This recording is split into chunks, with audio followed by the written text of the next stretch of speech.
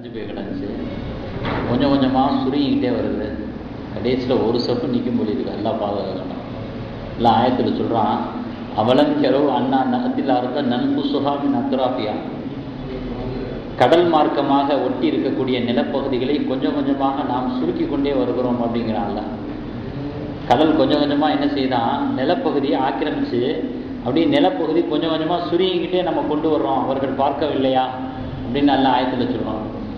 அதே மாதிரி கடல் மார்க்கம் நிலப்பகுதியை கொஞ்சம் கொஞ்சமாக சுருங்கிக்கிட்டே வர்ற மாதிரி தராவியை ஒவ்வொரு நாளும் சுருங்கிக்கிட்டே வருது. சஃப்பு இப்போ 2 சஃப்பில் நிற்கிது. நல்லா பாதுகாக்கணும். அப்புறம் ஒரு சுனாமி எப்போ அடிக்கும் சொல்லுங்க பார்க்கலாம். 27 அடிக்கும் பாருங்க, பயங்கரமான சுனாமி. அப்புறம் பகல் சுனாமி பெருநாள் அன்னைக்கு, அதோட மயான அமைதி, அதான் பெரிய பூகம்பம். அது முடிஞ்ச உடனே அன்னைக்கு லுகர்லேயே மயான அமைதி.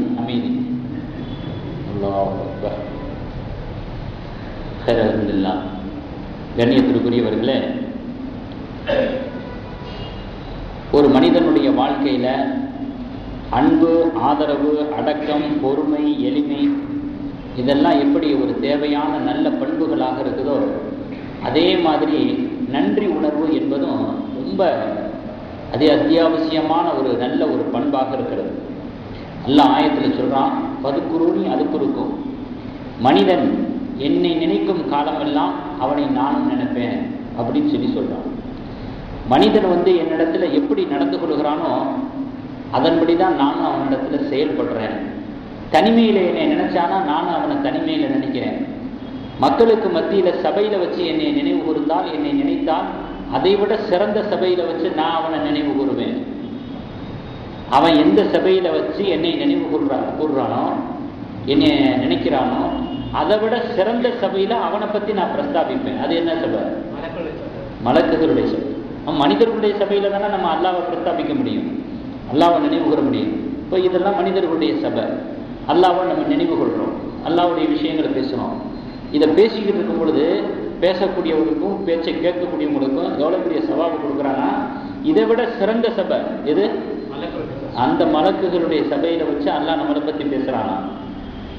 சென்னையில், தமிழ்நாட்டினுடைய தலைநகரம் சென்னையில் பற்றோடு பள்ளிவாசல்ல இந்த மாதிரி இந்த டயத்தில் இத்தனை பேர்கள் அமர்ந்திருக்கக்கூடிய சபையில் இன்னென்ன என்னுடைய விஷயங்களை பற்றி பேசப்பட்டது, கேட்கப்பட்டது, இத்தனை பேர் ஆஜரானாங்க அப்படின்னு அல்லாஹ் மலக்குமார்களிடத்துல நம்மளை பற்றி பேசிக்கிட்டு இருக்கிறான். இது இங்கே மட்டும் இல்லை, எல்லா இடத்துலையும் நீனுடைய விஷயங்கள் எங்கெல்லாம் பேசப்படுகிறதோ இதை பற்றியெல்லாம் மலக்குமார்களுடைய சபையில் வச்சு அல்லாஹ் பேசலாம். இது பெருமானார் ஸல்லல்லாஹு அலைஹி வஸல்லம் சொன்ன செய்தி ஹதீஸில் பதிவு செய்யப்பட்டது. நன்றி பாராட்டுதல் அப்படிங்கிறது 2 வகையா இருக்குது. ஒன்று மனிதனுக்கு மனிதன் நன்றி செலுத்துவது, இன்னொன்று மனிதன் இறைவனுக்கு நன்றி செலுத்துவது. ஹதீஸ்ல வருது, அல்லாவை யார் நினைத்தாரோ அவர் நன்றி செய்தவராக ஆகிறார், அல்லாவை யார் மறந்தாரோ அவர் மாறு செய்தவராக ஆகிறார். மனிதனுக்கு யார் அதிகமாக நன்றி புரிகிறாரோ அவர் நிச்சயமாக அல்லாவுக்கு நன்றி செலுத்தியவராக ஆகிறார். மனுஷனுக்கு மனுஷன் நன்றி செலுத்திக்கிறோம். நமக்கு யாராவது உபகாரம் செஞ்சுட்டா அவங்களை மறக்கவே கூடாது, பிரதிபகாரம் செஞ்சிடும். குறைந்தபட்சமாக நம்முடைய சக்திக்கு உட்பட்டு எதுவெல்லாம் செய்ய முடியுமோ அதெல்லாம் செஞ்சிடும். இது ரொம்ப மெயினான விஷயம். இப்படி தன்மை யாருக்கு இருக்குதோ அவர் நிச்சயமாக அல்லாஹ்வுக்கு நன்றி செய்தவராக இருப்பார் என்று பெருமானார் ஸல்லல்லாஹு அலைஹி வஸல்லம் அவர்கள் சொல்லியிருக்கிறார். காரணம் ஏன் இந்த மாதிரி ஒரு தத்துவத்தை நிர்மாணிக்கப்படுது அப்படின்னு சொன்னா, கண்ணுக்கு தெரிஞ்ச நன்றிக்கே இவன் பிரதிபகாரம் செய்யலைன்னா அல்லாஹ்விடத்திலிருந்து பெற்ற உபகாரம்லாம் கண்ணுக்கு தெரியாது. ஒரு ஃப்ரெண்ட்ட நம்ம ஒரு உபகாரம் பெற்றிருக்கிறோம், ஒரு உறவினர்கிட்ட நம்ம ஒரு உபகாரம் பெற்றிருக்கிறோம், அல்லது ஏதாவது ஒரு வகையில் அறிமுகமே ஆகாதவர் ஏதோ நமக்கு உதவி செஞ்சிருக்கிறார்.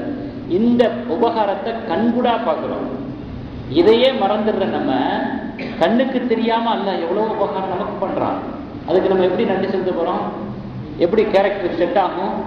அந்த மாதிரி நன்றி செலுத்தக்கூடிய ஒரு பண்பு எப்படி வரும்? அப்படிங்கிற அடிப்படையில் தான் ஹதீஸ்ல பெருமானார் ஸல்லல்லாஹு அலைஹி வஸல்லம் அவர்கள் சொல்லியிருக்கிறாங்க. ஒரு திருக்குறள் கூட இதைத்தான் வலியுறுத்துது. பயன் தூக்கார் செய்த உதவி நயன் தூக்கி நன்றை கடலில் பெரிது. யார் தன்னலமற்ற முறையில் சுயநலம் இல்லாம யதார்த்தமான நெஞ்சோடு உதவி செய்கிறாரோ அது எவ்வளவு பெரிய உதவியா அது எவ்வளவு பெரிய விவகாரம்னா கடலை விட பெரிதாக இருக்கிறது. அது கடலை விட பெரிதான நன்றிக்குரிய ஒரு விஷயமாக இருக்கிறது அந்த விவகாரம் என்று திருக்குறள் கூட இதைத்தான் வலியுறுத்துகிறது. பெருமானார் ஸல்லல்லாஹு அலைஹி வஸல்லம் அவர்கள் சொல்றாங்க, அல்ஹம்துலில்லாஹ்வோட முடிஞ்சிடுறது இல்லை பிரதிபகாரங்கிறது. அதையும் தாண்டி ஜஸாக்கல்லாஹு கைரா அப்படிங்கிற வரைக்கும் நன்றி என்பது பரிபூர்ணம் அடையும். ஒருத்தர் உபகாரத்தை பெற்றுட்டோம்னா அல்ஹம்துலில்லாஹ் அப்படின்னு சொல்லிட்டு எஸ்கேப் ஆக முடியாது. அவரிடத்திலிருந்து பெற்ற உபகாரத்துக்கு ஜஸாக்கல்லாஹு கைரான்னு குறைந்தபட்சமா அதையாவது செய்யணும், அதாவது சொல்லணும். என்ன அர்த்தம்? அல்லாஹ் உங்களுக்கு உதவி செய்வானாக, நன்மைகளை வழங்குவானாக, நீங்க எனக்கு எப்படி உதவி செய்வீங்களோ இதை விட ஒரு சிறந்த கூலிய, இதை விட ஒரு பெரிய சவாபம். பல விஷயங்கள் கைராங்கிறதுல கிட்டத்தட்ட பல அர்த்தங்கள் இருக்கு. எல்லாமே அவருக்கு கிடைச்சிடுது. குறைந்தபட்சம் இதுவாவது சொல்லணும், அப்பத்தான் நன்றி செலுத்துதல் என்பது பரிமாணம். அப்போ அல்லாஹ்வுல என்ன நினைக்கல, எனக்கு நன்றி செலுத்தினா போதும், நான் படைச்ச படைப்பு தானே, அவனுக்கு நன்றி செலுத்தினா செலுத்தாம போறான் அப்படின்னு அல்லாஹ் நினைக்கல. அவனுக்கு நீ நன்றி செலுத்துவதன் மூலமாகத்தான் நீ எனக்கு நன்றி செலுத்துதல் என்பது பரிபூர்ணமாகுது என்பதாக அல்லாஹ்வுல ஒரு நியதியை அமைத்து வைத்திருக்கிறார். அதே போல ஒருத்தர் நமக்கு உபகாரம் செய்யறாரு, உதவி பண்றாரு, அதுக்கு நம்ம ஈடு செய்யவே முடியாது. அவ்வளவு பெரிய உபகாரம் பண்ணிட்டார். நம்ம எவ்வளவு பண்ணாலும் அதை நம்ம அடிச்சிட முடியாது, ஈடு கொடுத்துட முடியாது. அப்படிப்பட்ட ஒரு பெரிய உபகாரம் ஒருத்தர் நமக்கு செஞ்சுட்டார். அவருக்கு நம்ம எப்படி அதை ஈடு பண்றது அப்படின்னு சொன்னா, அதையும் நமக்கு நபி ஸல்லல்லாஹு அலைஹி வஸல்லம் அவர்களுடைய வாழ்க்கை முறை நமக்கு ஒரு அழகான ஒரு பாடத்தை கற்றுத்தருது. என்ன அப்படின்னு சொன்னா, நம்ம மௌத்தாகிற வரைக்கும் அவருக்காண்டி துஆ செஞ்சுக்கிட்டே இருக்கணும். அதான் ஒரு பெரிய ஒரு நம்மளால முடிஞ்ச ஒரு ஈக்குவலான ஒரு பிரதிபகாரம். இன்னும் ஒரு காரியத்தை செஞ்சுட்டு நீ செஞ்சதுக்கு எனக்கு முடிஞ்சு போச்சு அப்படிங்கிறது கிடையாது. அப்படிப்பட்ட உபகாரத்தை நம்ம பெற்றுட்டோம் அப்படின்னு சொன்னா வாழ்க்கை முழுவதும் மௌத்தாகிற வரைக்கும் அவங்களுக்கு அப்படி நம்ம துஆ செஞ்சுக்கிட்டே இருக்கணும். அப்படிப்பட்டவங்க யாரு? நபி ஸல்லல்லாஹு அலைஹி வஸல்லம் அவர்கள். அதனால ஸலவாத் சொல்றோம், அல்ஹம்துலில்லாஹ். அடுத்து பெற்றோர்கள், அவங்களுடைய விவகாரத்துக்கு யார் யாரும் எப்படி எப்படிலாம் நபி ஸல்லல்லாஹு அலைஹி வஸல்லம் கேட்டு பார்த்துட்டாங்க. ஒவ்வொரு காரியத்தையும் செஞ்சுட்டு நான் என் பெற்றோர்களுக்கு செய்ய வேண்டிய கடமை முடிஞ்சு வச்சான். நபி ஸல்லல்லாஹு அலைஹி வஸல்லம் ஒத்துக்கவே இல்லையே. ஒருத்தர் 20 தடவை தவாப் செஞ்சார், தாயை தன்னுடைய தலையில சுமந்துக்கிட்டு. என் தாயாருக்கு நான் செஞ்ச கடமை முடிஞ்சிருச்சா, பிரதிபகாரம் முடிஞ்சிருச்சான்னு நபி ஸல்லல்லாஹு அலைஹி வஸல்லம் கேட்கும்போது நபி ஸல்லல்லாஹு அலைஹி வஸல்லம் சொன்னாங்கன்னா, பிரசவ வழியால துடிச்சுக்கிட்டு இருக்கும்போது ஒரு பெருமூச்சு விடுவாங்க பாருங்க, இப்படி இப்படின்னு அசைகிறது கூட இல்லை, அதை விட மைனூட்டானது அப்படின்னு ஒரு மூச்சு வாங்குவாங்க. அதுக்கு கூட இது ஈடாகாது அப்படின்ட்டாங்க. அப்புறம் எத்தனை தடவை வீட்டு அங்கிட்டமா அசைஞ்சிருப்பாங்க வலி தாங்க முடியாம, அதெல்லாம் எவ்வளவு பெரிய சமாச்சாரம் அப்படின்னு ஒரு இழுப்பாங்க பாருங்க. ஒரு தடவை எத்தனை தடவை அந்த பெருமூச்சு இழுத்திருப்பாங்க வலி தாங்க முடியாம. சும்மா ஒரு தடவை ஒரு மூச்சு இழுப்பு இருக்கு பாருங்க, அதுக்கு ஈக்குவலா கூட நீ என்ன செய்யல, உன் தாய்க்கு பிரதிபகாரம் பண்ணல அப்படின்னா. இப்போ அந்த மாதிரி ஒரு சூழ்நிலையில கடமையாக்கப்பட்ட ஒரு மனிதன் என்ன செய்யணுமா, வாழ்நாள் முழுவதும் அவங்களுக்கு அப்படி துஆ செஞ்சுக்கிட்டே இருக்கணும். இப்போ நம்ம கோழியா இருக்கும்போது, ஆடை இருக்கும்போது, மாடை இருக்கும்போதெல்லாம் நம்ம பிஸ்மில்லா சொல்லியா இருக்கிறோம். பிஸ்மில்லா சொல்லலைன்னா அந்த கறி ஹராம். ஏன் இப்படி இஸ்லாம் சட்டம் நிர்ணயம் செய்யப்பட்டிருக்குது அப்படின்னு சொன்னா, நமக்காக வேண்டியே அல்லாஹ்வுல அந்த பிராணிகளை படைச்சு வச்சிருக்கான். நம்ம நல்ல ஒரு புலால் உணவு சாப்பிடணுங்கிறதுக்காக வேண்டியே, கறி சாப்பிடணுங்கிறதுக்காண்டி அந்த பிராணிகளுக்கு அல்லாஹ் உயிரை கொடுத்து வச்சிருக்கிறான். அதுக்கு அல்லாஹ்வுக்கு நம்ம செய்யக்கூடிய நன்றி அது ஈடே ஆகாது. அதனாலதான் பிஸ்மில்லா சொல்லலைன்னா ஹராம்ங்கிற ஒரு நிலைக்கு அது தள்ளப்படுது. அல்லாஹ் எவ்வளவு பெரிய உபகாரம் செஞ்சிருக்கிறான், அதுக்கு நம்ம ஈடு செய்யவே முடியாது. அதை எடுத்து காட்டக்கூடிய விஷயம் என்னன்னு கேட்டா இந்த சட்டம் தான். அதை சொல்லாத பட்சத்தில் அந்த கறி ஹராம் அப்படின்னு தடை செய்யப்படுது பாருங்க. அதிலிருந்தே நமக்கு என்ன தெரிய வருது அப்படின்னு சொன்னா, அல்லாஹ்வுல அந்த புலால் உணவை நமக்கு தந்திருக்கிறது எவ்வளவு பெரிய உபகாரம் அப்படிங்கிறது நமக்கு நிர்மலமா தெரிய வருது. அதே போல மனிதனுக்கு செய்ய வேண்டிய நன்றியில ஏதாவது குறை ஏற்பட்டுச்சுன்னு வச்சுங்களேன், அது எவ்வளவு பெரிய ஆபத்தா நமக்கு எதிராக திரும்பிடும் அப்படின்னு சொன்னா நரக வரைக்கும் கொண்டு போயிடும். நன்றி மறந்தவர்களாக அடியார்களுக்கு மத்தியில நான் சொல்றேன், அல்லாஹ்வுக்கு செய்ய வேண்டியதுல நன்றி குறைவு ஏற்பட்டா கூட அல்லாஹ் மன்னிக்க தயாரா இருக்கிறான். அடியார்கள் தங்களுக்கு மத்தியில செய் நன்றி மறந்து வாழ்வார்களேயானால் அது எந்த அளவுக்கு அது பெரிய ஒரு அபாயத்துக்கு இழுத்துச்சுன்னா நரக வரைக்கும் கொண்டு போகும். ஒரு தடவை பெண்கள் எல்லாம் நபி ஸல்லல்லாஹு அலைஹி வஸல்லம் எங்களுக்குன்னு பிரத்யேகமான முறையில உபதேசம் பண்ணுங்க, பெண்களுக்குன்னு உள்ள ஒரு பிரத்யேக விசேஷ ஒரு உபதேசமா இருக்கணும் அப்படின்னு நபி ஸல்லல்லாஹு அலைஹி வஸல்லம் சொன்னாங்க. பெண்களே நீங்க அதிகமா தர்மம் செய்யுங்க அப்படின்னாங்க. காரணம், நான் நரகத்துல மேராஜுக்கு போகும்போது நரகத்துல அதிகமா பெண்களை தான் பார்த்தேன். அதனால நீங்க அதிகமா தர்மம் செய்யுங்க. ஏன் யார சொல்லலாம், ஏன்னா எங்க சமுதாயமே நரகத்துல அதிகமா இருக்குது. காரணம் என்ன? இப்போ நபிகள் நாயகம் ஸல்லல்லாஹு அலைஹி வஸல்லம் சொன்னாங்க, நீங்கள் கணவர்கள் செய்யக்கூடிய உபகாரத்தை எல்லாம் ஒரு செகண்ட்ல மறந்துடுவீங்க. அந்த இயல்பு, அந்த குணம் உங்களுக்கு இருக்குது. அந்த மைனஸை சரி செய்வதற்கு நீங்க அதிகமா தர்மம் செய்யுங்க.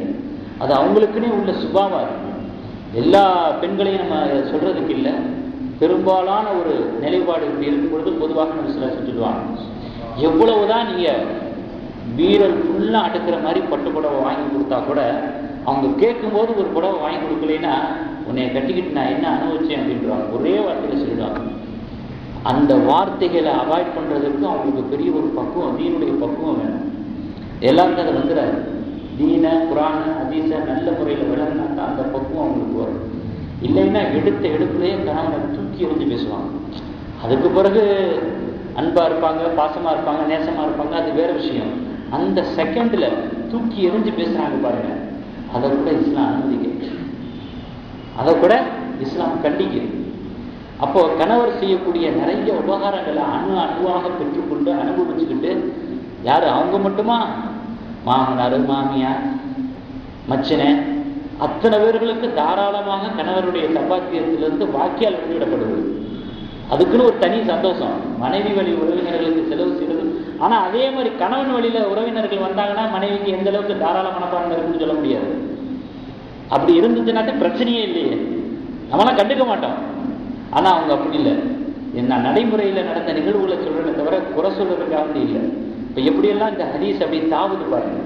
அப்ப நபி ஸல்லல்லாஹு அலைஹி வஸல்லம் இப்படி சொல்றாங்க, நீங்க அதிகமா தர்மம் செய்யுங்க, அதை கொண்டு இந்த மைனஸை சரி செய்ய முடியும் என்று பெருமானார் ஸல்லல்லாஹு அலைஹி வஸல்லம் சொல்றாங்க. ஒருத்தவங்க வீட்டுல போய் விருந்து சாப்பிடுறோம், நமக்கு விருந்து கொடுக்கணுங்கிற எண்ணத்தை அவருடைய உள்ளத்துல போட்டது அல்லாஹ். அதனால அல்லாஹ்வுக்கு அல்ஹம்துலில்லாஹி அல்லதி அத்அமனா வஸகானா வஜஅல்னா மினல் முஸ்லிமீன் துஆ ஓதுறோம். ஆனா அதோட முடிஞ்சு போறது இல்லை. நன்றி செலுத்துதல்ங்கிறது அதோட பரிபூர்ணமாகிறது. இந்த விருந்தை கொடுத்தாரு பாருங்க, அவருடைய உள்ளத்துல அந்த எண்ணத்தை போட்டது அல்லாஹ்வாக இருந்தாலும் நம்முடைய கண் பார்வையில யார் நமக்கு உணவு கொடுத்தா, நமக்கு யார் விருந்தை தந்தா, அவரை நினைச்சுப்பாரு.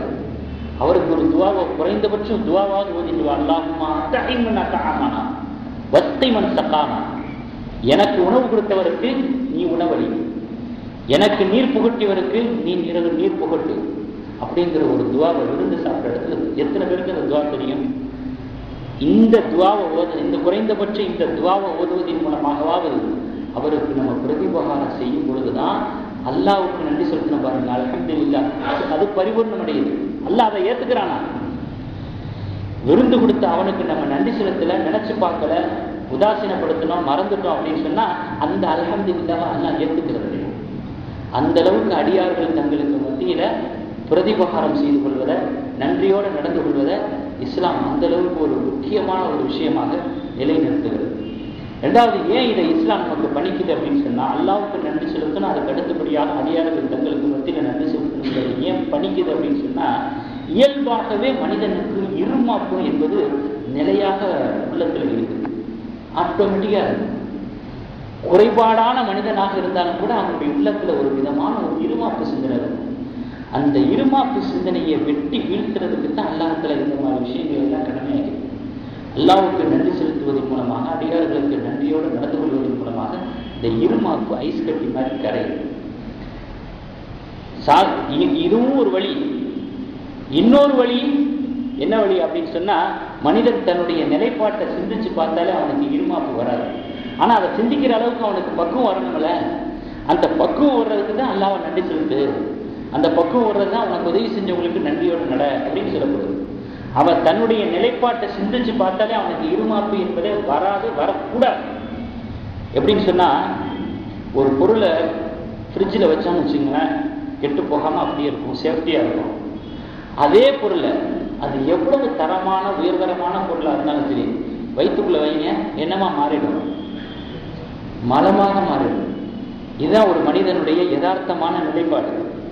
எவ்வளவு விலை உயர்ந்த பானமா இருந்தாலும் சரி, அதை குடிச்சு முடிச்ச உடனே எதுவாக வெளியே வரும்? சிறுநீராகத்தான் வெளியே வரும். அந்த அளவுக்கு அவனுடைய உடலுடைய பாதை அவ்வளவு மோசமானதாக அமைஞ்சிருக்கு. அதே போல பீஷாப் போறோம், யூரின் போறோம், போகும்போது பார்த்தீங்கன்னா ஆட்டோமேட்டிக்கா நம்முடைய தலை குனிஞ்சிடும். பல்ல என்ன உணர்த்துறான், ஆக்டிவிட்டிஸா என்ன உணர்த்துறான்? உன்னுடைய நிலையை பாரு, நீ எவ்வளவு அசுத்தமான, எவ்வளவு அசுத்தத்துல நீ ஈடுபட்டு கொண்டிருக்கிற, நீ கண்கூடாக பாரு அப்படின்னு நம்ம கழுத்தை பிடிச்சி தள்ளுற மாதிரி குனிய வைக்கிறான். ஆட்டோமேட்டிக்கா குனியும். என் நிலையை பார்த்துட்டு நான் தலை குனிஞ்சு போறேன் அப்படிங்கிற மாதிரி தான் அந்த அமைப்பு இருக்குது. அல்லாஹ் இதெல்லாம் இது ஆன்மீக சிந்தனை. அதான் மன் அரஃப நஃப்ஸஹு ஃபகத் அரஃப ரப்பஹ். விசுவாச சொன்னாங்க, தன்னை யார் அறிந்தாலும் அவன் இறைவனை அறிந்து கொள்ளான். இது இந்த மாதிரி ஒரு நிலையில ஒரு மனிதன் அமைக்கப்பட்டிருக்கிறான். அவனுடைய உற்பத்தியே ஒரு அசுத்தம் தான். மனிதனுடைய உற்பத்தி இருப்பார், எதிலிருந்து அவன் உற்பத்தி ஆகிறான்? விந்துல இருந்து உற்பத்தி ஆகிறான். விந்து அப்படிங்கிறதுக்கு அரபியில் என்ன சொல்லுவாங்க தெரியுங்களா? மணி. உருதுல உடலுக்கு தன் அப்படிம்பாங்க. உருதுல உடலுக்கு என்ன சொல்லுவாங்க? தன். மணி தன், மனிதன். உடலின் விந்துவால் வந்த உடல். விந்துனா மணி, உடல்னா தன், மணி தன். அதனாலதான் மனிதன் பேர் வச்சிருக்காங்க. முடிவு உன்னை மறந்துடாத, நீ அசுத்தத்தில் வந்த உடல் தான் நீ உன்னுடைய உடல் என்பதை சுட்டி காட்டக்கூடிய ரீதியில தான் அந்த வார்த்தையை அமைஞ்சிருக்க முடியுது. அதே போல இவ்வளவு பெரிய பாவப்பட்ட மனுஷன் எதையாவது ஒன்றத்தை சாப்பிட்ற பொருளை கையால தொட்டானா முடிஞ்சு போச்சு, கெட்டு போயிடும். சால்னா கரண்டியை போடு, அதை போடு, இதை போடு, டம்ளர் போடு, கெடவே கிடையாது. ஒரு விரலை போடு, அது அப்படியே கெடுது. அடுத்து அது யூஸே ஆகாது. கைப்பட்டாலே பாவம், கால் பட்டா அதை விட மோசமான பாவம், ஒத்தையடிப்பதை மாதிரி இருக்கும். ஏன் இந்த இடத்துல மட்டும் புல்லே முளைக்கல? மனுஷன் போனது. ஆடு மாடு போகலாம், எந்த பிராணி வேண்டாலும் அதில் நடக்கலாம். இந்த மனுஷன் மட்டும் நடந்தா அந்த இடத்துல புற்புண்டு கூட முளைக்காது. கால் பட்டா பாவம், கைப்பட்டா பாவம். ஏதாவது ஒரு பொருளை விலைக்கு வாங்கி யூஸ் பண்ணிட்டான் அப்படின்னு சொன்னா அதுக்கடுத்து அது செகண்ட் ஹேண்ட், உடனே அதனுடைய மதிப்பு குறைஞ்சிடும். நல்ல மதிப்புல இருந்துட்டு இருந்துச்சு, வினா போனவை வாங்கினா பாருங்க, அதோட போச்சு அதனுடைய மதிப்பு. பாதிக்கு பாதி எடுக்கிறேங்கிறாங்க. இப்போ எல்லா விஷயத்தையும் கவனிச்சு பாருங்க, மனிதனோட சம்பந்தப்பட்டு இருக்கக்கூடிய விஷயங்கள் பூரா அவ்வளவு ஒரு துர்நிலையான ஒரு நிலையா இருக்குது. இதையெல்லாம் ஒரு மனுஷன் நினைச்சு பார்த்தான்னு வச்சுங்களேன், நிர்மாணம்ங்கிறதே வராது, அகந்தைங்கிறதே வராது. இன்னைக்கு நிறைய பேர் பாதிக்கப்படுறது எதனால தெரியுமா? சில பேர்களுடைய உள்ளங்கள்ல இருக்கக்கூடிய அகந்தைனாலதான். அது வெளியில தெரியுது, அதை உள்ளுக்குள்ள மறைச்சு வச்சுக்கிட்டு தான் அவன் என்னென்னலாம் நியாயம் பேசுறதாக நினைச்சுக்கிட்டு பேசுறான், என்னென்னலாம் நல்லது பண்றதாக நினைச்சுக்கிட்டு நல்லது பண்றான். ஆனா மனசுக்குள்ள பாத்தீங்கன்னா அசுத்தமான எண்ணங்கள், தான், நான், அந்த அகம்பாவம், அந்த ஆணவம், அந்த தற்பெருமை, இதனுடைய வெளிப்பாடுனால நிறைய பேர் பாதிக்கப்படுறாங்க. நிறைய பேர் சில சமயங்கள்ல ஒட்டுமொத்த மக்களும் பாதிக்கப்படுவாங்க. ஒரு நாட்டில் வாழக்கூடிய மொத்த மக்களுமே பாதிக்கப்படுவாங்க. அவ்வளவு மோசமான வழி. அப்போ தன்னை பற்றிய உண்மை நிலையை அறிஞ்சானா அதிலிருந்து அவன் விலகி கொள்வான், சுத்தம் பெறுவான். பக்குவம் இல்லையே, அவனை பக்குவப்படுத்துறதுக்கு தான் ஒரு பயிற்சியா அல்லாஹ்வுக்கு நன்றி செலுத்து, உனக்கு உதவி செய்தவர்களுக்கு பிரதிபாரம் செய் அப்படிங்கிற ஒரு தர்பியத் செயல்படுது, பயிற்சியை கொடுக்கிறவர். கலீலும் மின் இபாதிய ஷக்கூர். அல்லாஹ் சொல்லுகிறான், எனக்கு நன்றி செலுத்தக்கூடியவர்கள் மிக சொற்பமானவர்கள்.